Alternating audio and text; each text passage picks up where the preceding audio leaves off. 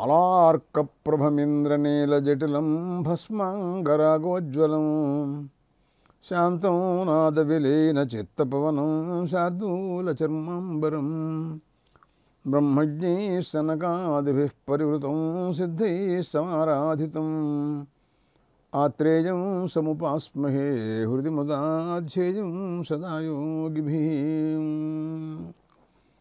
జ్ఞానేన రంసింహత కర్కశ తర్కఖండే సింహాంశమేకమపి తద్వివిధం సమర్చ్య తేన స్వయం తదభవద్ గురురాజయోగాత్ శ్రీమండలీక గురుమండలమాశ్రితోహం. గరుడ పురాణం పితృయజ్ఞం. శ్రీ మహావిష్ణువు యొక్క ప్రబోధ. గయాక్షేత్ర మహిమని గురించి మాట్లాడుతున్నారు ప్రభువు. ఆయన ఆదిగదాధర స్వరూపంగా గయాక్షేత్రంలో ఆయన వ్యక్త రూపంగా ఉంటారని, అవ్యక్త రూపంగా కూడా ఫల్గుని తీర్థ రూపంతోనూ ధర్మవ్రత అయిన యమధర్మరాజు గారి కుమార్తె శిలారూపాన్ని తాల్చినటువంటి దాని పక్కన మందపృష్ఠం అనేటటువంటి పృష్ఠాద్రి అంటారు దాని పేరు, దాని మీద ఉంటారు ప్రభువు. అంతటా కూడా వ్యాపించి ఉన్నాడు అనేటువంటి అవ్యక్త రూపంగా కూడా మనం భావన చేయమన్నారు. ఆయన వ్యక్తావ్యక్త రూపంతో పరమాత్మ శ్రీ మహావిష్ణువు అంతటా ఉంటారు.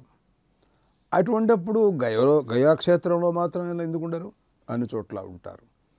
ఎవరైతే ఆయన్ని ధర్మార్థీ చ ప్రాప్నుయాత్ ధర్మం అర్థార్థీ చ అర్థమాప్నుయాత్ కామాన్ వాప్నుయాత్ కామీ మోక్షార్థీ మోక్షమాప్నుయాత్, ధర్మాలని కోరినటువంటి ధర్మాన్ని కాంక్షించి ఎవరైతే పరమాత్మను ఆరాధిస్తూ ఉంటారో, ధనం కోసమని మరో కొంతమంది,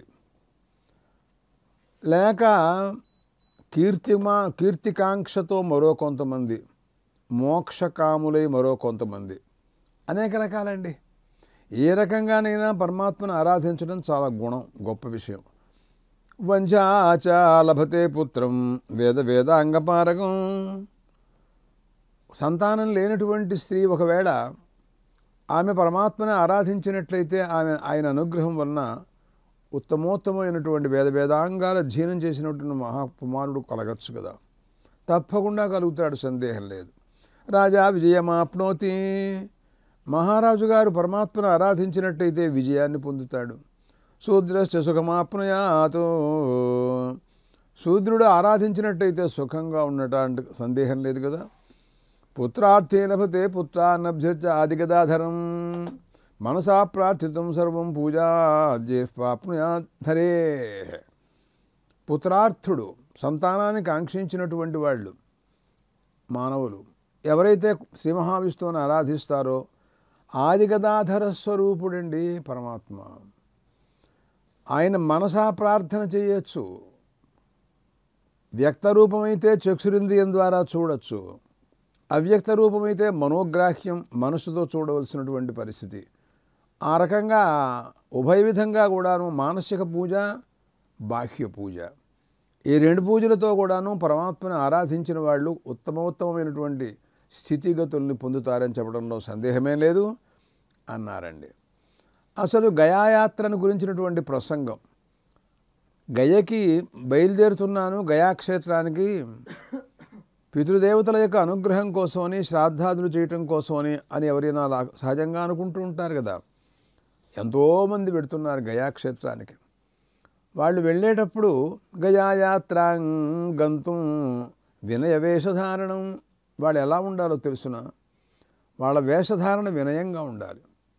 చాలా తక్కువ రకంలో ఉండేటటువంటి వస్త్రధారణ, పెద్ద హడావిడిగా ఇంతంత అంచులు, మరేమో పెద్ద పెద్ద వెండి అంచులు, అలాంటి కంకణాలు కుంకణాలు అలాంటివి పెట్టుకు వెళ్ళకూడదు. ప్రభువు దగ్గరికి వినయంగా ఉండాలి ఎప్పుడు కూడా. వినయ వేషధారణం ప్రతిగ్రహరాహిత్యం. ఎవరి దగ్గర అడుక్కు తిని నేను గైగెడుతున్నాను, మీరు నాకు ఎంత ఇస్తారు, ఏమిటి ఛార్జీలు లేవు నా దగ్గర అని ఇలా యాచించి రాకూడదు. సంతోష శుచి. ఆడు ఎప్పుడు సంతుష్టుడై, సంతోష గుణం చాలా గొప్పది. అటువంటి దాంతోనూ పవిత్రుడై ఉండాలి మనిషి. అహంకార రాహిత్యం. అహంకారం లేకుండా నేను గయ్యెడుతున్నానుండోయ్, అందరితో చెప్పండి, పేపర్లో వేయండి. ఏమిటిది, వాడు గయ్యెడితే పేపర్లో వేయడం ఎందుకు? అహంకారం, మనుషులకి గర్వం, ప్రచారం, ఏవం యాత్రాం కృత్వా తీర్థేషు శ్రాద్ధకృతం గరుడ. ఈ రకంగా ఎవరైతే తీర్థాల్లో శ్రాద్ధాదులు చేస్తూ మహావిష్ణువుని ఆరాధిస్తూ పితృదేవతల్ని తృప్తిపరుస్తూ ఉంటారో వాళ్ళు తీర్థఫలం అటువంటి వాళ్ళే పొందుతారయ్యా. గయలోకి వెళ్ళిన తర్వాత సోముడు, యమధర్మరాజు, అగ్నిశ్వాత్త, కవ్యవాహనాదులు ఇలాంటి వాళ్ళందరూ పితృదేవతలయ్యా. వీళ్ళందరూ మన తండ్రి తాతలు వాళ్ళందరినీ రక్షిస్తారట. వీళ్ళందరూ అగ్నిశ్వాత్త అగ్ని కవ్యవాహనాదయో ఏ పితరః త్రాన్ పితృగు తర్పయామి అని అంటుంటూ మనం ప్రాచీన కాలం నుంచి ఉన్నటువంటి పితృదేవతలండి వీళ్ళు బాబు. సోముడు, యముడు, అగ్నిశ్వాత్త, బర్హిషత్తులు ఇలాంటి వాళ్ళందరూ కూడాను తర్వాత చేరినటువంటి పితృదేవతలు ఉంటారు చూసారా, మన తండ్రి తాత ముత్తాత వగైరా. వీళ్ళందరినీ వాళ్ళు కాపలా కాస్తూ రక్షిస్తూ ఉంటారటండి. అందువలన వాళ్ళందరికీ పిండ ప్రదానం వలన ఆగతోహం, వాళ్ళందరికీ పిండ ప్రదానం చేద్దామని నేను వచ్చాను అని చెప్పుకోవాలి. అక్కడికి వెళ్ళి గయలో సర్వే మదీయా శ్రాద్ధేన పిండ ప్రదానేన తృప్తిమాయాంతో, నా పిండ ప్రదానం చేద్దాం నా తల్లిదండ్రులు ప్రాచీనులందరూ కూడా తృప్తి పొందుగాక అని, పితృదేవతలందరూ కూడా తృప్తి పొందుగాక అని చెప్పుకుంటాడు. అసలు గయలో కానీ మరో చోట కానీ కాశీలో కానీ మరి మణికర్ణిక ఇలా ఎన్ని క్షేత్రాలు చెప్పలేం కదా. ఆ బ్రహ్మస్తంభ పర్యంతం దేవర్షి పితృమానవాః తృప్యంతు పితర సర్వే మాతృమాతా మహాదయ అన్నారండి. ఆ బ్రహ్మస్తంభ పర్యంతం మానవుడు ఇక్కడ శ్రద్ధాశక్తులతో శ్రాద్ధం చేస్తున్నాడు అంటే ఇది కేవలం పితృదేవతలకే కాదు, ఆ బ్రహ్మస్తంభ పర్యంతం అన్నాడండి. బ్రహ్మ ప్రభృతి మానవలోకంలో ఉండేటువంటి చెట్టు పుట్ట, ఆహా, అందరూ పక్షులు, పిపీలికలు, పశువులు, కుక్కలు అన్నీ కూడాను సమస్తం బ్రహ్మాండములన్నీ కూడాను తృప్తి చెందాలనేటువంటి భావన. ఇంతమంది తృప్తి చెందేటట్టుగా భావించడం, వాళ్ళందరూ తృప్తి చెందడం కంటే వేరే ఏముంటుందయ్యా. నువ్వు వీళ్ళందరినీ ఎక్కడున్నారో వీళ్ళందరికీ నువ్వు తీసుకెళ్ళి ఇవ్వగలవా? కుక్కకి ఒక ఆయన పరిగెత్తి వెళ్ళి వెనకాల అన్నం పెట్టడం కోసం పరిగెత్తుకు వెళ్తున్నాడు. ఈయన వస్తుంటే కొడుతున్నాడేమో అది ఇంకా ముందుకెడుతుంది. అది అసలు మనం ఎవరి దగ్గరికి వెళ్ళగలము, మనం ఏం చేయగలం, మన వల్ల ఏమవుతుంది, మన బతికెంత, మన పరిస్థితి ఎంత, భావనా బలం వల్ల అంతటా కూడా మనం వ్యాపించి ఉండగలం. మనం ఆ బ్రహ్మస్తంభ పర్యంతం దేవర్షి పితృమానవాః, దేవతలు, ఋషులు, పితృదేవతలు, మానవులు, తృప్యంతు పితర సర్వే, పితృదేవతలు, మాతా మహాదయ, తండ్రి తాతలు, తల్లికి సంబంధించిన బంధువులు అందరూ కూడాను తేషాం తిలోదక పిండదానేన అక్షయం ఫలమస్తు, అందరికీ ఈ తిలోదకాలు నేను ఇస్తున్నాను, అక్షయ ఫలమగుగాక, నాశరహితంగా, ఫలానికి మళ్ళీ ఎప్పుడు చ్యుతి లేదు, సంపూర్ణ ఫలం స్వర్గాది ఉత్తమ లోకాల్లో ఉండుగాక. నా పితృదేవతలందరూ ఆ బ్రహ్మస్తంభ పర్యంతం ప్రపంచమంతా కూడా బ్రహ్మాండాలను కూడా తృప్తి చెందుగాక అన్నాడు. ఒకటే మాట. ఎంత పిండం పెడతావు ఏమిటి అడిగాడు. ముష్టిమాత్ర ప్రమాణం చ హ్యాద్ర ఆమాత్రకం శమీపత్ర ప్రమాణం వా పిండం దజ్జాత్ గయాశిరే. అసలు ఎంతండి, ఒక గుప్పెడు చేత్తో ముష్టితో పిసిగితే ఎంత ఉంటుందో అంత ఇచ్చినా చాలయ్యా. లేదు అంటే ఒక ఉసిరికాయ, మనం చెట్టు నుంచి కోసుకొస్తాం చూసే ఒక ఉసిరికాయ ఇలాగా ఉంటుంది చాలు. లేకపోతే శమీపత్ర ప్రమాణం ఇంకా తక్కువ అండి. అబ్బో ఇది చాలా చిన్నది, అది జమ్మి చెట్టు యొక్క ఆకుటండి. అది ఎంత ఉంటుందో చూసారా, చాలా ఎంత ఉంటుంది. అది ఎలాగైనా మొత్తం నువ్వు వాళ్ళని ఉద్దేశించి నువ్వు ఇవ్వటం అక్కడ ప్రధానమైనటువంటి అంశం. ఎట్లాగో ఇది మారిపోయి వాళ్ళ ఆహారంగా మారిపోక తప్పదు. మనం ఇచ్చేటటువంటిది తక్కువైనప్పటికీ భావనా బలం వలన అది ఎంతో మేరుపర్వతంగా వాళ్ళకి అందుతుంది అని మనం భావన చేయాలి. అదిగో అక్కడ, అంతేగాని మనం పెద్దగా ఇచ్చాము అనే పాయింట్ కాదు అక్కడ.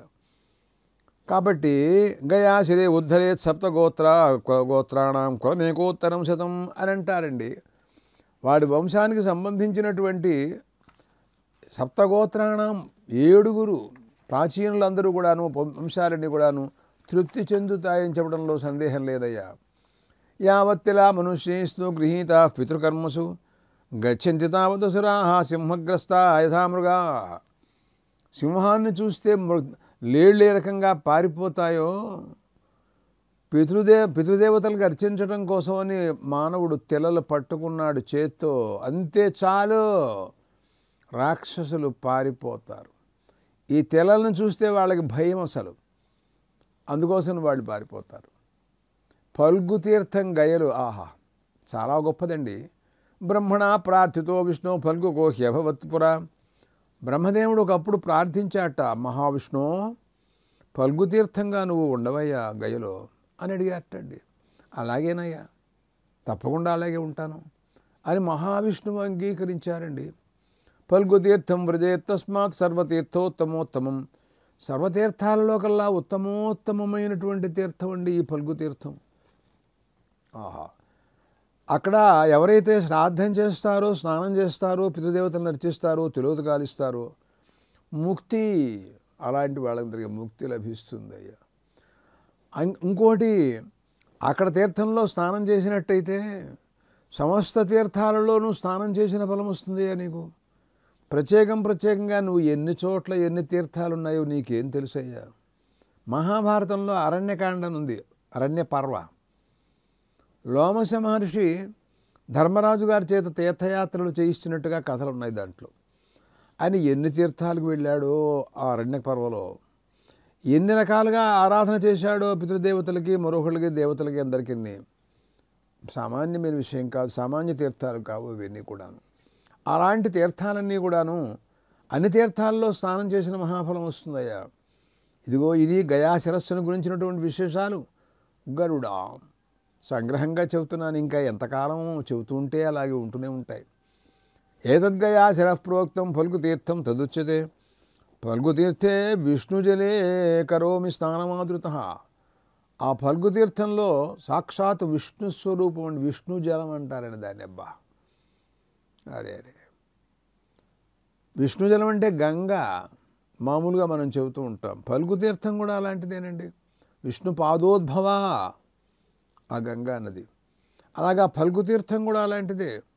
అక్కడైతే స్నానం ఎవరు చేస్తారో, పితృణాం విష్ణులోకాయ భక్తిముక్తి ప్రసిద్ధయే. విష్ణులోకానికి పెడతారు వాళ్ళ పితృదేవతలందరూ కూడాను. అక్కడ స్నానం చేస్తే వాళ్ళందరూ కూడాను ఉత్తమ లోకాల్లో ఉంటారు నాయన. ఫల్గు తీర్థే నరస్నాత్వా దృష్ట్వా దేవం గదాధరం. అక్కడ ఆ ఫల్గు తీర్థంలో స్నానం చేసి ఆది గదాధరుడు శ్రీ మహావిష్ణువు అండి. అలా చూడు, నేత్రాలు భగవంతుడు ఇచ్చినందుకు ఆయన వ్యక్తస్వరూపాన్ని చూడు, మనస్సు ఇచ్చినందుకు ఆ వ్యక్త స్వరూపాన్ని భావన చేయి. ఆ రెండు ఆయన ఇచ్చిన ఇంద్రియాలే కదయ్యా. ఆయన ఇచ్చిన ఇంద్రియాలతో ఆయన్ని చూడటానికి నీకేం బాధయ్యా? డబ్బులు ఖర్చా ఏమైనా?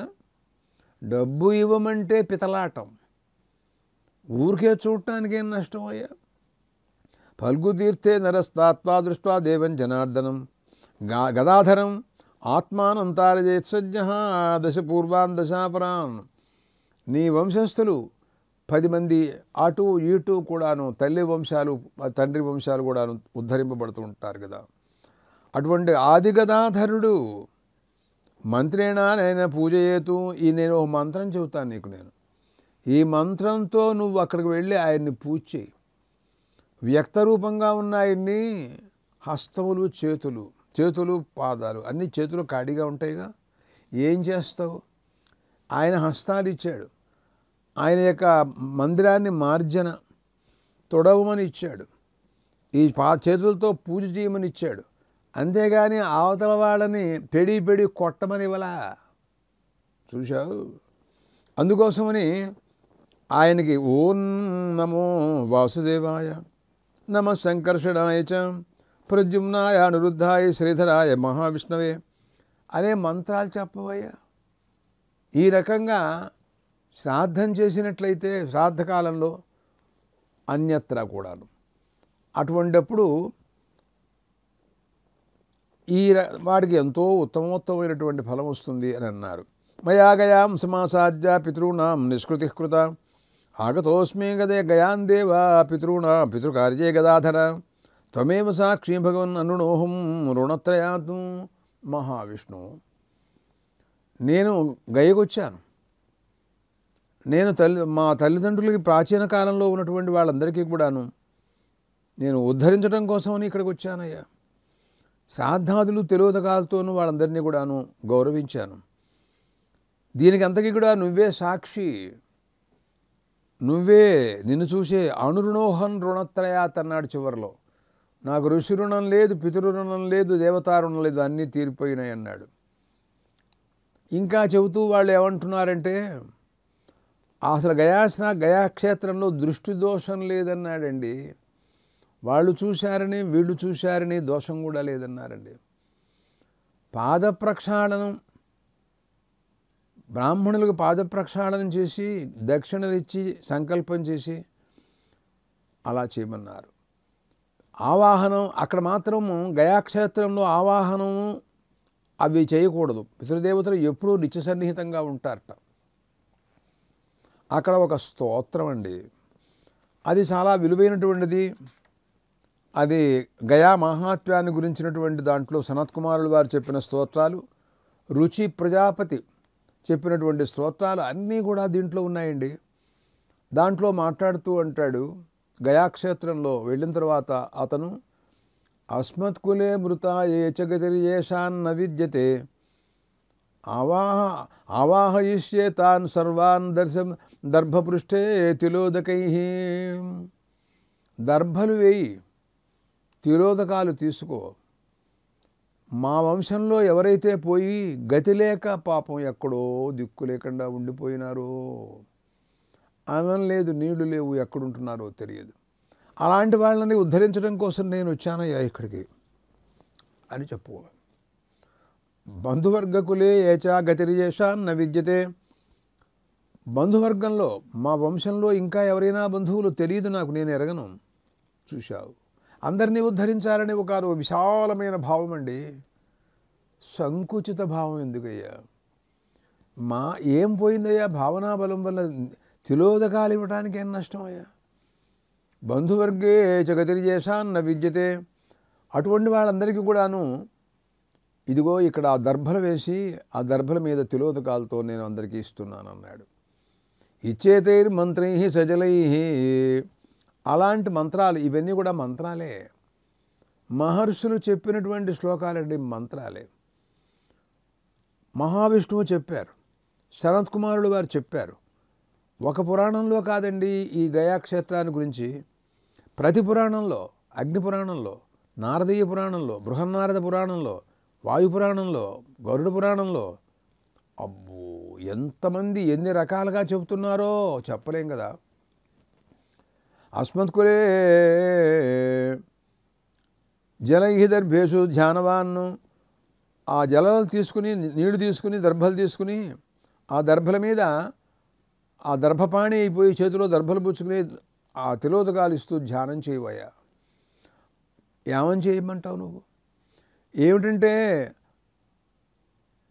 ఎవరికైతే ఆహారాదులు లేక గతి లేక దిక్కు లేకుండా నా వంశస్థులు ప్రాచీన కాలంలో ఎవరైతే ఉండిపోయినారో, అస్మత్కులే మృత ఏ చ గతిర్యేషాన్న విద్యతే తేషాం ఉద్ధరణాయ ఇమం పిండం దదామ్యహం.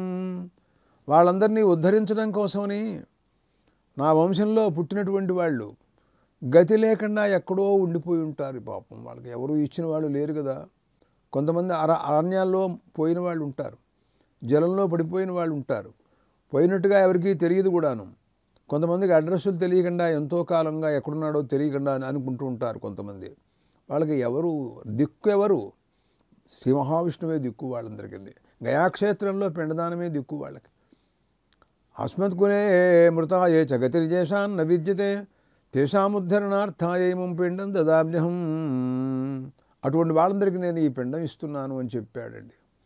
ఇంత చిన్న ముద్ద అన్నమయ్యా. నీ భావన, నీ విశాలమైన భావన నాకు కావాలి. అక్కడ నాకు కావాల్సింది అది. మాతామహకులే చ గతిర్యేషాన్న విద్యతే తేషాముద్ధరణార్థాయ ఇమం పిండం దదామ్యహం. మా అమ్మ, ఆ వాళ్ళ తాలూకు వాళ్ళ అమ్మ, తాత, ముత్తాత వాళ్ళు అట్లా మాతృవంశీయులు, పితృవంశీయులు.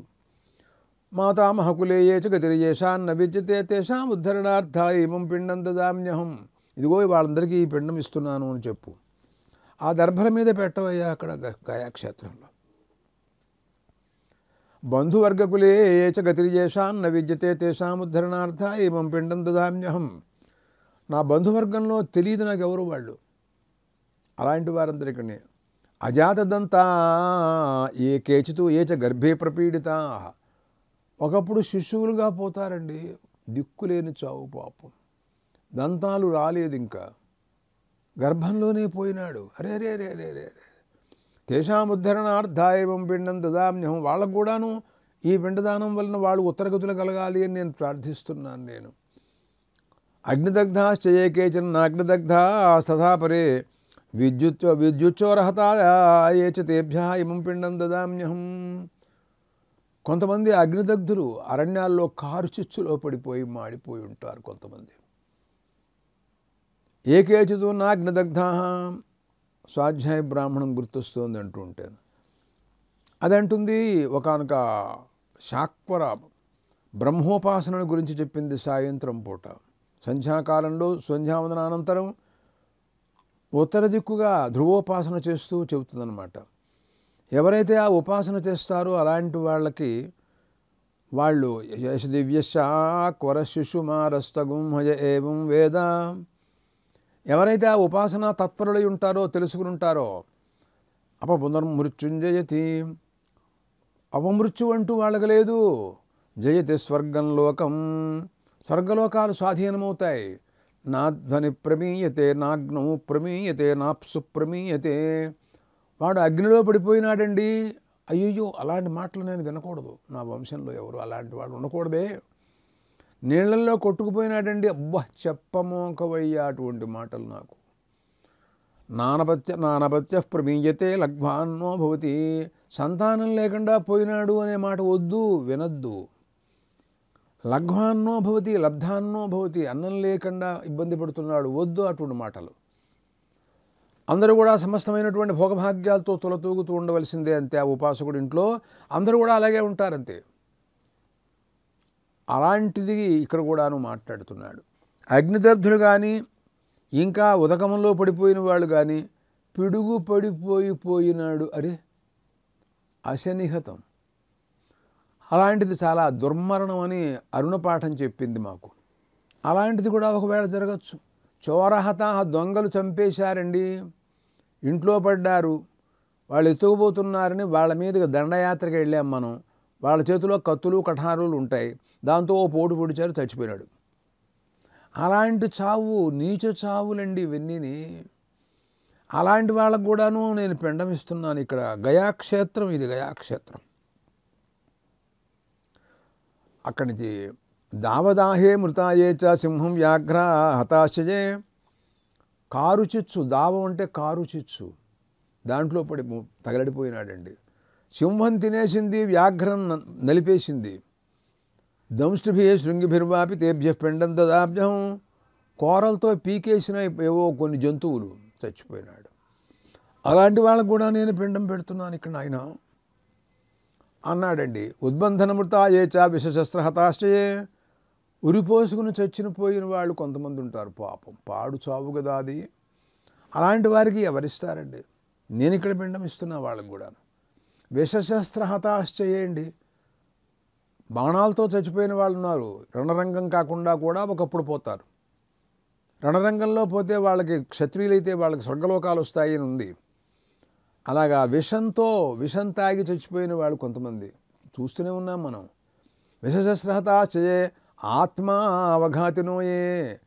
వాళ్ళను వాళ్ళే పొడుచుకుని చచ్చిపోయి వాళ్ళు ఆత్మహత్య చేసుకునే వాళ్ళు మరో కొంతమంది ఉన్నారు. అరే రే రే రే ఇలాంటి వాళ్ళందరికీ కూడాను నేను ఇక్కడ గయాక్షేత్రంలో పిండదానం ఇస్తున్నానంటే ఏమిటిది? విషశస్త్రహతాశ్చయే.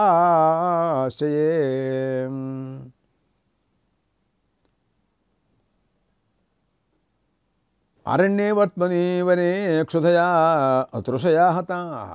అరణ్యంలో మార్గంలో ఆకలితో దప్పికలతో ప్రాణాలు విడిచిపెట్టేసిన వాళ్ళు ఉన్నారండి. అయ్యో పాపం. అలాంటి భూతప్రేత పిశాచాలు పట్టుకుని వాళ్ళని పీడిస్తే చచ్చిపోయిన వాళ్ళు మరో కొంతమంది ఉన్నారు. అందరికీ నేను పిండదానం చేస్తున్నాను ఇక్కడ. అసిపత్రవనే ఘోరే కుంభీపాకే చేయగతాః తేషాముద్ధరణార్థాయ ఇమం పిండం దదామ్యహం. అసిపత్రవనం అని ఆకులు, చెట్లు ఆకులు, అవి కత్తులు ఆకులు, అవి మామూలు ఆకులు కాదు. దాని కింద కూర్చోబెడతాడు పాపులని. వాడి కసుక్కని తగిన శరీరం నరుక్కుపోతూ ఉంటుంది. అక్కడ ఉన్నటువంటి వాళ్ళని కూడా ఉద్ధరణ కోసం నేను ఇక్కడ పిండం ఇస్తున్నానయ్యా.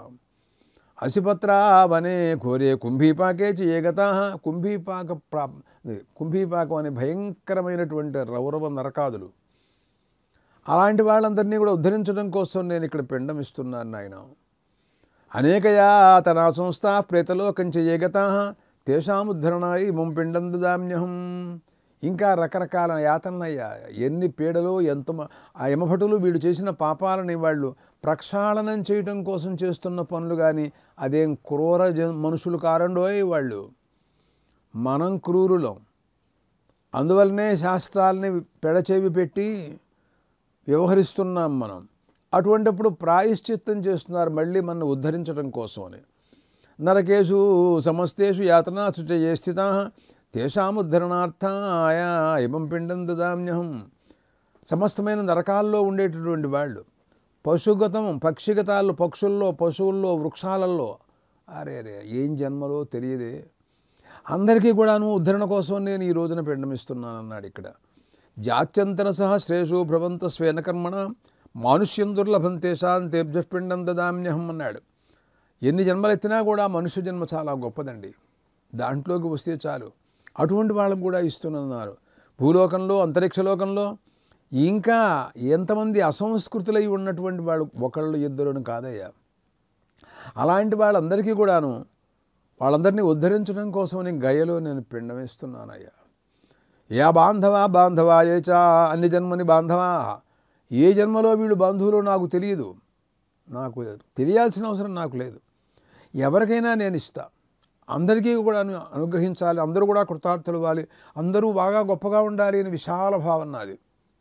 ఆ బ్రహ్మస్తంభ పర్యంతం అన్నారు ఒకటే మాట అంతే. పశువులు, పక్షులు, చెట్లు, మృగాలు, కీటకాలు అన్నీ కూడాను క్షేమంగా ఉండాలి. అందువలన ఈ రకంగా ఎవరైతే ఉంటారో అందరికీ కూడాను నేను ఇక్కడ గయాక్షేత్రంలో పిండం ఇవ్వటం కోసం వచ్చానయ్యా. అలా అనుకుని ఇంకా కాళ్ళు లేక కుడ్డివాళ్ళు, కుంటివాళ్ళు, ఇంకా విరూపులు, ఇలాంటి వాళ్ళు అబ్రహ్మణో పితృవంశజా మాతృస్తథా మదీయా కులద్వయే ఏ దాసభూతా భృత్యా. మన చుట్టూ తిరుగుతూ ఉంటారు పాపం కొంతమంది. ఏదో అలాంటి వాళ్ళని కూడా ఉద్ధరించాలి మనం. జన్మాంతరే మమ సంగతాస్తేభ్యస్తం తథా పిండం దదామ్యహం. జన్మాంతరంలో ఏ జన్మలో మనతో వాళ్ళకు సంబంధం ఉందో తెలియదు కదా నాకు.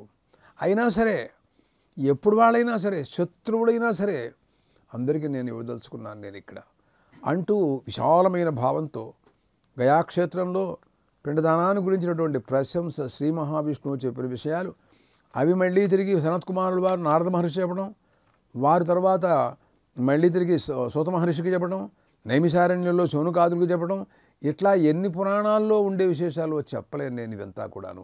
అందరూ కూడా ఉద్ధరింపబడాలి అనే గయాక్షేత్రం మహిమ స్మరణమాత్రం చేతే మనకు కూడాను కృతార్థులమవుతామని చెప్పడంలో సందేహం లేదని చెబుతూ ఇంకా కొన్ని విశేషాలు శ్రీ మహావిష్ణువు మాట్లాడిన విషయాలు మనం రాబోయే ఎపిసోడ్లో మనం చెప్పుకుందాం. స్వస్తి.